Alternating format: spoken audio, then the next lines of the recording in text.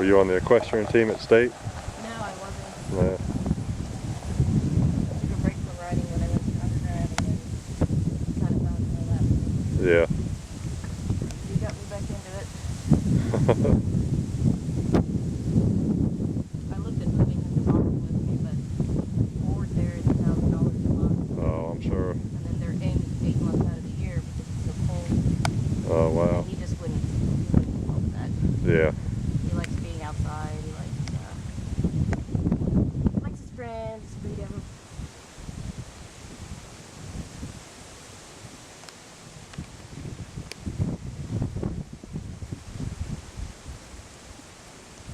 I love it. You love it? He's the most comfortable horse ever.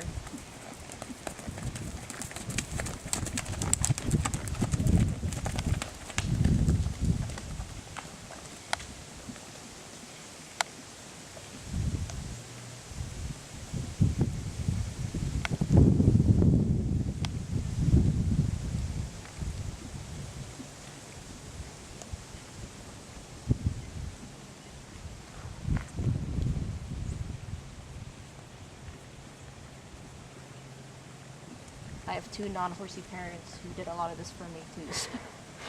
Well, she has one. She has one. And that's me. There should be an award for all the horse parents out there.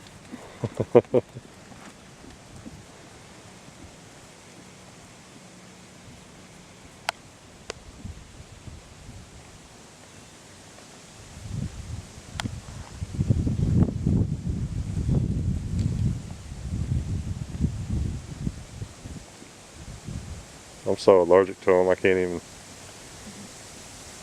Well, I've gotten better since I've been around them now, but Yeah. it's used to be, if I was this close, it would just, I'd be sneezing, my eyes would be itching. And then of course you have a daughter who's horse crazy, so that's perfect. Huh? Of course you have a daughter who's horse crazy. Oh yeah, my wife too. Wow.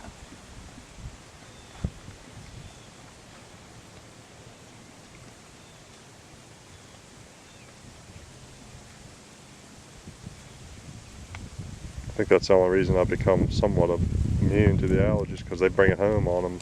Yes, we do. I used to be really allergic to cats until I worked in vet medicine for 6 years. Yeah. Not allergic at all. Really? Yeah. Now, if I have to spend the day in the barn, like doing anything, yeah, if I'm in there for a while, then it'll bother me.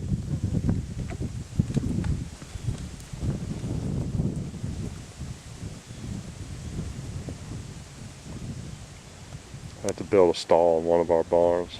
The first barn we were at, and it was, I mean, it was the oldest, nastiest, dustiest barn. I mean, it was, Yeah. you can imagine. I mean, and That doesn't help. it took all day, and I swear, that night I couldn't breathe. Oh. Everything was itching, but, It's like me in the fall when we unload hay. oh I'm yeah, allergic to hay, and when we unload 100 bales, you can't breathe the next day. yep. It's a miserable feeling. It is.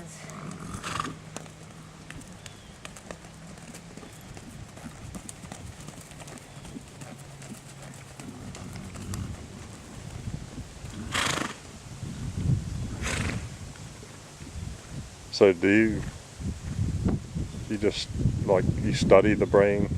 Yeah, so we have, we do a lot of work with mice. Uh-huh. A lot of the research is on mice that act as models for human psychiatric disorders. So we have mice that are bipolar, we have mice that are autistic, that are schizophrenic, and OCD is the other one we study. So we basically implant the gene, the human gene that we think causes the disorder, into the mouse's genome. So the mouse has this gene, and then we study their behavior and see what the symptoms are, and once we can basically quantify the symptoms and say this is the bipolar mouse, we can do different behavioral studies and then start treating them with drugs like lithium or whatever to see if it fixes the behavior that's wrong with them. Well, that sounds cool. It's very interesting, and we do a lot of behavior a lot, and then we do a lot of brain sectioning, and we look at the actual brain and where the neurons travel in the brain, and Yeah. what areas of the brain is affected by the gene, and that kind of thing. So it's really very interesting.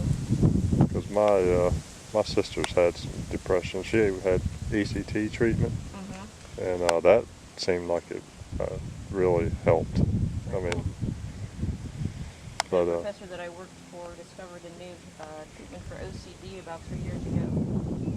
oh really? That was a pretty big deal in the research world. Yeah. And it's just interesting, you know. It's an academic environment, and I like to learn. And What kind of degree did you have to get for that? I have a bachelor's degree in zoology. Yeah. And I'm gonna, as soon as I settle up in Boston, I want to look at doing my PhD. Probably not at MIT, but there's so many universities up in Boston and Cambridge. Yeah. Boston College and Boston University just too. And I'll start my PhD. And the nice thing is, the research that I do in the lab for my job can count as towards my degree. Oh, cool. You get credits for it? Yeah, basically. Cool. Hey, how are you? Good.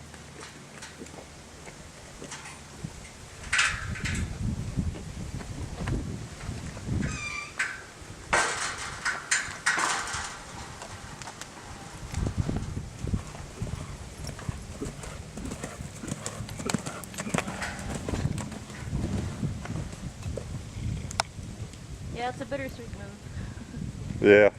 I have to sell my car, I have to sell my horse. Are you? All my family's here, all my friends are here. You born and raised here? No, I grew up in South Africa. Oh, wow. And then we moved here 12 years ago. Yeah.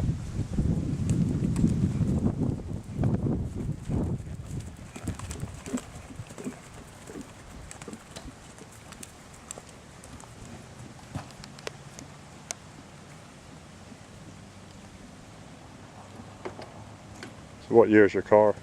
It's a 2006. Yeah. Miles? And it's got 94,000 on it. Mm-hmm. I've had it for a year. So you bought it used? Yeah, I bought it used. I only had one owner before me. I did a lot of research on it before I bought it. Yeah. This used Subarus can be kind of sketchy sometimes. Oh, really? They can be. So I did a lot of research on this one. It runs great. I replaced the catalytic converter right after I got it, and there's nothing else wrong with it. Yeah.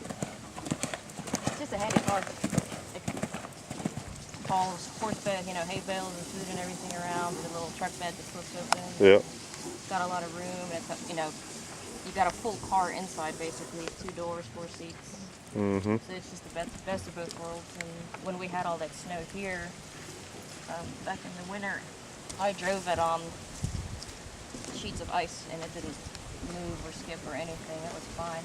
Was it front wheel drive until the all-wheel? All-wheel drive all the time. Oh, all the time. Okay, cool. And it still gets great gas mileage. Yeah. I thought about taking it to Boston, but the public transportation system is so good up there. Yeah. And car insurance is so expensive, and parking is expensive. It would be an extra $200 a month just to have a car there, on top of the payment and insurance. Yeah. The cost of living up there is ridiculous. Oh, I know. My very small 1-bedroom apartment in Boston is $1,500 a month. Oh my goodness. Yeah.